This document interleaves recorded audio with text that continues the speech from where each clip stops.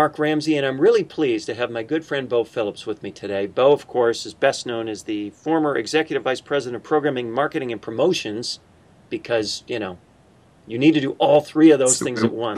We multitask. At Dial Global. And Beau has graduated past Dial Global now. And I think it gives you a really interesting perspective, Beau, because you were there in the trenches, on the front lines, and you were also there from a network perspective, so you were able to see kind of the global issues that face radio, both opportunities and challenges. And I wonder, you're also a dyed-in-the-wool content guy. So I wonder from your perspective, as you look out on the horizon, you recognize, as I do, the challenges that radio faces. What do you see as our opportunities going forward? Well, I think that it stems from some research that I saw a couple of years ago, and they asked people, I think it was like 2,000 people, what do you like most about radio? And the number one answer wasn't the disc jockeys or the music or traffic and weather together or contests. It was that it was convenient. And I thought as a programmer that was really insulting, that if that's all we are is something that is next to your bed, to your bedstand, or sandwiched between your toaster oven and your microwave, or in your car, that if convenience is really our strongest selling point, that's sad. So innovation is what's going to really break radio open to the next level right now. And I think conversely, the lack of innovation is what's going to really be a punch to the gut if radio doesn't respond.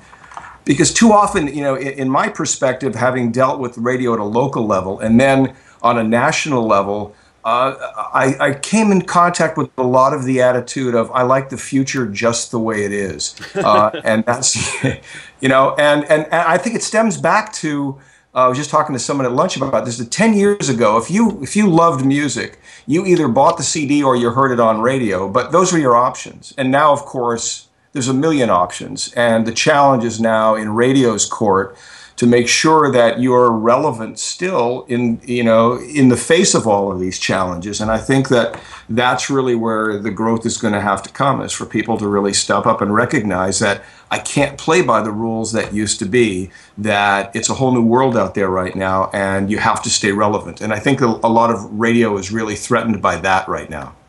You mean it feels threatened by that, is what you mean? Well, I do. I think that radio is liked, and I think that they want people to like them on Facebook, but I question how many people love the station. Mm-hmm. I know that, not going backwards, but, when I ran stations, or when I grew up listening to stations, I would get 2 tin cans and string if that was the only way I could hear my station. I loved it. There's not that many stations that I feel are loved right now, and I think that's really going to be critical. Well, you talk about the importance of relevance, and relevance is also related to, relevance is important because we're in a world of limited attention, right? I mean, that's ultimately the problem. We used to have 30 radio stations, 3 TV stations, 4 TV stations, a newspaper, and some billboards. Now, there are all these ways for people to devote their attention to all kinds of media in every way, shape, form, and place. So how do you, if you could rule the world and you were in charge of everything, what would you do to kind of increase that relevance in the face of these attention challenges? Well, I think number one is, and this is something that I really preached at Dial Global, is make an emotional connection with your listener. I mean, too often personalities, and I'm talking about music formats now, talk at the listener, not to them. The great ones, the Howard Sterns, figured that out early on. But I think being able to make them laugh, make them think, make them cry, make them angry, make them inspired, get some sort of emotion going so that you make that connection, because it's too convenient to become a jukebox, and a jukebox is just too easily replicated by the other technologies. So that is our single biggest weapon, is to make the emotional connection. I think that radio completely missed the reality trend. When it was all over television with Jersey Shore and Survivor and, 16 and Pregnant, or whatever the latest one right now is, Paralyzed and Pregnant, believe it or not. The internet is all about YouTube. It's all about Facebook. It's all about reality, and radio has missed that. I mean, radio is still spewing out hollow slogans and doing 10th caller contests and very formulaic in the way that we position everything. And meanwhile, the world seems to be moving in a counter direction, and I don't think radio's done enough in most cases to respond to that. Okay, hold that thought before you move on, because what you're describing there in terms of reality television is, if I can interpret what you're saying a little bit, when you talk emotional connection, reality TV, what you're really talking about is the connection that people have to other people, right? Which is really all reality TV is. It's Yes. watching train wrecks and being glad that it's not us. Right. That's a connection that people have to other people. And Right. the emotional connections you're describing likewise. And what that suggests to me is that you feel that the people on the air are really critical to the future of radio. Is that correct? Yeah, I think so. I think that we need to peel back the veneer and stop being announcers and worrying. I used to get resumes from people saying, I have a really nice big voice. Well, it's not really necessary anymore. Can you talk to me in a way that's relevant, that engages me, that makes me feel like you get me, that radio station speaks to me, and you're not just pounding me with today's hits and yesterday's favorites. I need to feel like you get me. And I think that's our, as has been said by others, that's our competitive advantage against an iPod. Now, you're never going to get that iPod out of my hand, but what I miss is all the things that I don't get, and that's the discovery of new music. That's a personality on the radio that can speak to me. And I think that those who do it well are going to continue to thrive, even though many companies have shed a lot of their talent. I think that you're going to see it go the opposite direction and say, we better have that because that's our strongest advantage. Well, and I guess that's my next question, which is how do you buck these trends, which are driven by, short-term realities and financial necessity in some cases, or just fear in other cases, and all of these emotions are understandable. How do you buck these trends when you see that future out there and you know that it's the personality, it's the emotional connection that is the key to achieving the attention that we need to get the relevance you're talking about? Well, in marketing, they call it the unique selling proposition. It's what are you famous for? What is your brand? Don't tell me that we're the 10 in a row station. That's not a brand. That's a tactic. Are you known for the funny morning show or your traffic copter or classic country or jingle ball? But what are the elements of your brand? I think there's too many stations that serve a music service function, but it ends there. I think that a lot of the really good news and talk stations serve an amazing role. But I think that first you need to define what is your brand. How is that brand meaningful to your listeners? Not what's meaningful to what you think is good, but what's meaningful to your listeners. And then inject memorable content, quotable content.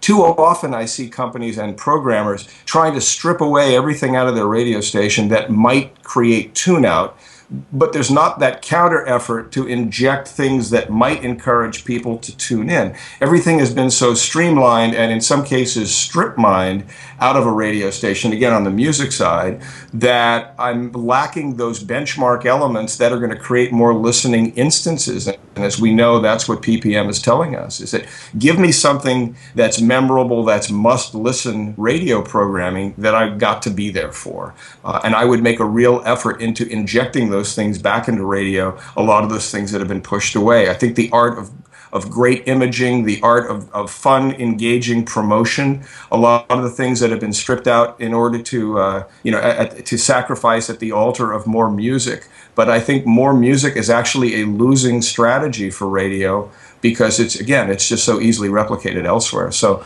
it's not just about that replication, though, is it? Because it's also about the fact that with content, with emotional connection, comes the desire of clients, I would think, to link themselves to what we're doing. Not only the desire, but the opportunity, right? Because you can't sponsor a song, but you can sponsor what's around it.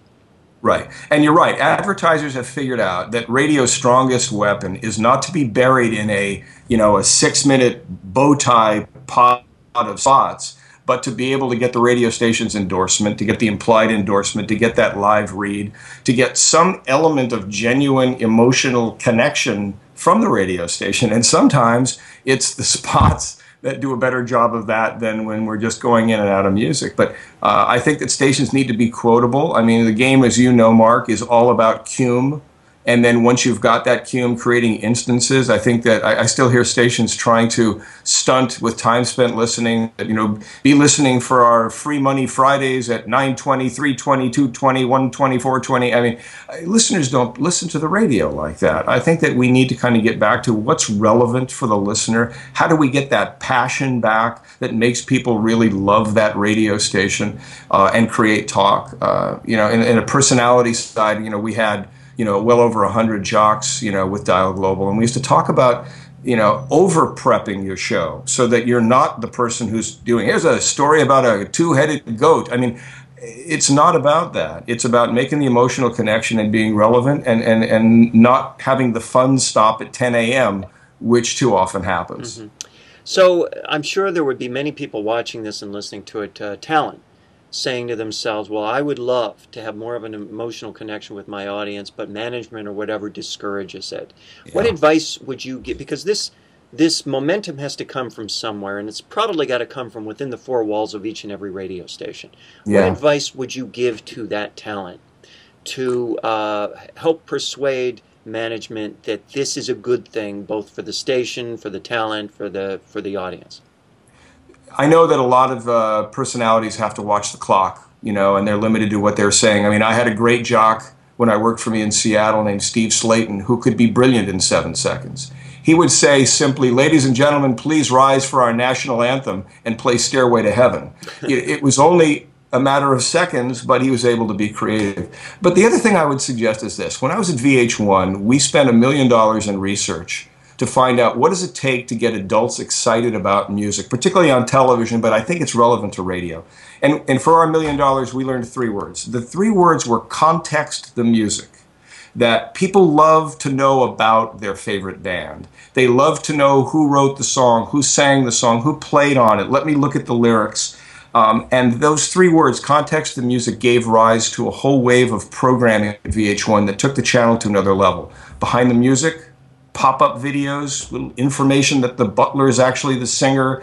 There was a series called Storytellers where you'd see Tom Petty on a stool talking about how he wrote Free Fallin'.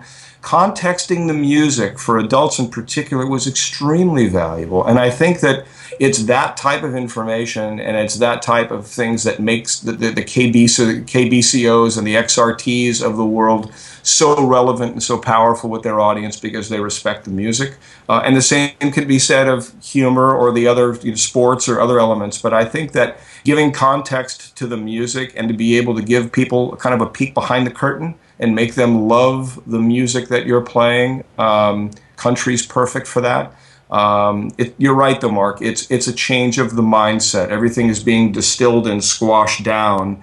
And the reality is, I think listeners ultimately want to be entertained. And if you can, you know, and a lot of jocks should be shut up, you know, if they don't have anything of quality to say. But I think the blanket has been thrown over all personalities, and that's unfortunate. Great advice for broadcasters now and into the future from my good friend Bo Phillips. Bo, formerly Executive Vice President of Programming and Marketing and Promotion at Dial Global. Bo, thanks for everything you've done over the years and everything you will do yet soon. Thanks a lot. Thank you, Mark.